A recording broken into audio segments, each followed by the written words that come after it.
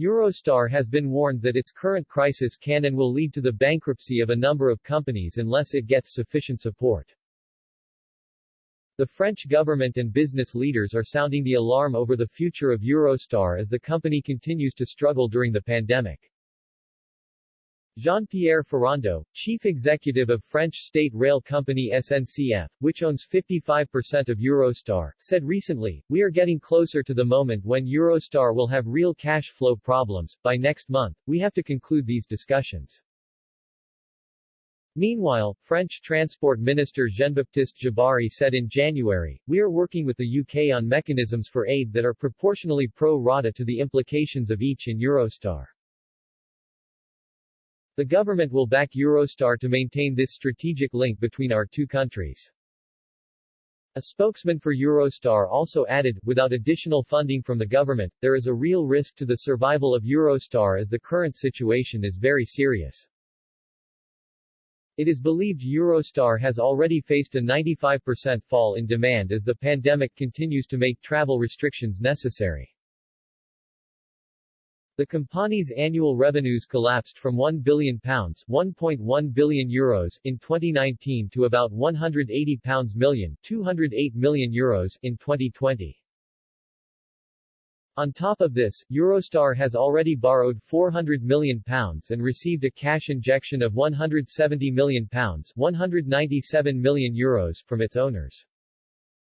The rail operator is also under pressure to raise funding because of the £400 million debt hovering above its head. As its finances deteriorate and a bailout fund remains out of reach, a trade group has warned of dire consequences. The Community of European Railway and Infrastructure Companies (CER) warned that Eurostar's losses could have a big impact elsewhere. CER highlighted in December that the slump in passenger numbers across Europe's rail system could lead to €22 billion (19 billion pounds) in losses for 2020. The trade group, which represents passenger and freight train operators, added, "It's a totally extraordinary situation. There is no comparison for it, and it can and will lead to the bankruptcy of a number of companies, unless there is the political will to prevent it." Train tracks stretching across Europe take 9 billion passengers and 1.6 billion tons of freight across the continent each year, indicating that Europe must keep its railway systems viable. Analysts say work-from-home practices, online socializing and the rise of Internet shopping will have a lasting impact on rail travel of all types, leaving privately owned companies like Eurostar and state railways including Deutsche Bahn in Germany and SNCF of France, Eurostar's biggest shareholder, struggling to survive. These companies have already received hefty support. SNCF faced losses of up to £4.3 billion in 2020, and received a £3.5 billion capital injection from the government in Paris in December.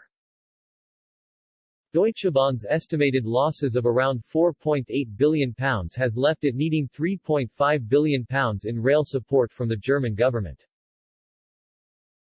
A Eurostar spokesperson told The New York Times that the outlook for 2021 continues to be significantly lower passenger numbers and loss of revenue than can sustain our business. This has also sparked fears in the UK, however, as Eurostar employs around 3,000 people in Britain. Mick Lynch, a representative of the National Union of Rail, Maritime and Transport Workers, said, "Until COVID broke, we had a business that was on the up and up. Now, we are looking at 5% of previous revenue and passengers on a good day. No business can operate on that." Huw Merriman, chairman of the Commons Transport Select Committee, called on ministers in the UK to come up with a solution for Eurostar. Mr. Merriman continued, "Services have been stripped back to a bare minimum. It needs a joint, bespoke UK-French solution to help it through this crisis." Like airlines, quarantine and travel restrictions have blighted Eurostar's access to its markets during the pandemic.